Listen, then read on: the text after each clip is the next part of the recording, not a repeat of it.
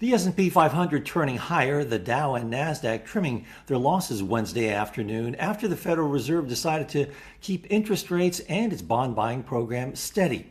Let's get some analysis from market economist Peter Cardillo of Spartan Capital Securities in New York. Good afternoon, Peter, and welcome back. Thank you. Well, Peter, the Fed also upgrading its outlook on the economy, noting strong policy support and progress on vaccinations. Anything out of this statement that surprised you?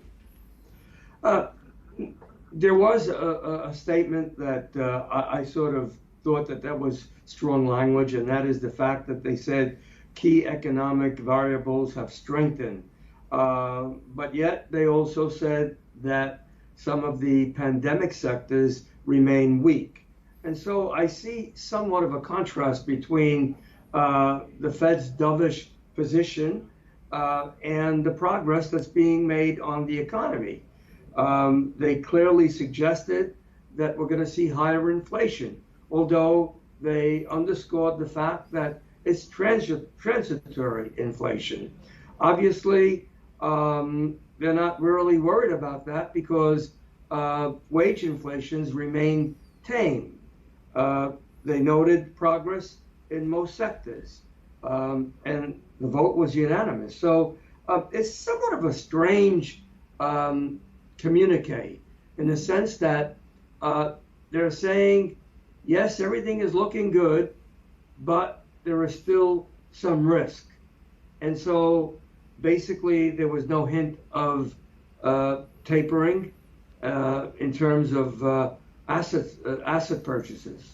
Well, Peter, do you see anything in the statement that might suggest changes to the timetable to raising rates or tapering the bond purchases? Sure, I do.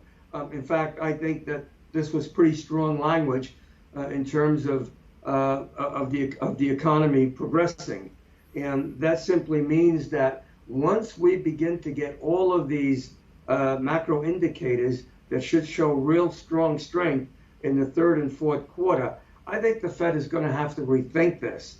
And they probably will begin to talk in terms of tapering. Now, again, there was no hint of that in this statement.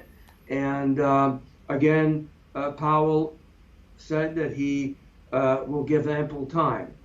So I think the Fed is playing a very tight, suspicious game here, and that game could be worrisome for the bond market. How fast do you think will the hand of the Fed be forced to start tapering? I think it could come in the very latter part of the fourth quarter, beginning of the first quarter in 2022. And the Fed once again repeated that word transitory in describing inflation. Do you think it is temporary, or do you think it's stickier than the Fed makes it out to be? I don't think it's temporary, and I think that we're going to see wage inflation pop up. And the reason for that is, believe it or not, in the service sectors, it's hard to get employees. And so that means that they may be forced to wage raises, and that could be a serious problem for the Fed. And lastly, Peter, President Biden addresses Congress tonight. He's expected to call for a $1.8 trillion spending package for families and education, atop his earlier fiscal spending measures. What do investors want to hear or not want to hear from the president? Well, I think investors want to hear more spending. The latest polls indicate that.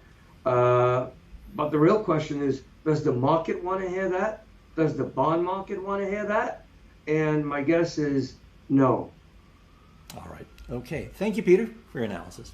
Thank you. Our thanks to Peter Cardillo of Spartan Capital Securities in New York. I'm Fred Katayama. This is Reuters.